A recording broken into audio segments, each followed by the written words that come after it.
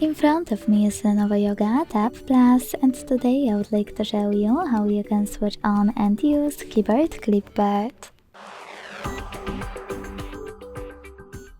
Begin by launching your keyboard and clicking on Clipboard at the top of it. Then use this switcher at the top right corner to activate it and go back thanks to this arrow at the top left one. Now to use it, you need to copy or cut any text and paste it instantly by clicking on it at the top of your keyboard. To paste it later on, click on Clipboard and tap on your text here. To pin it, hold it and use pin icon. You can unpin it the same way. To delete it, hold it and tap on bin 1 under the pin. If you wish to, you can also hold your text and tap on paste over here.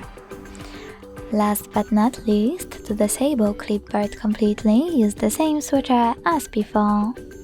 Thanks so much for watching. If you enjoyed this video, leave a like, comment and subscribe.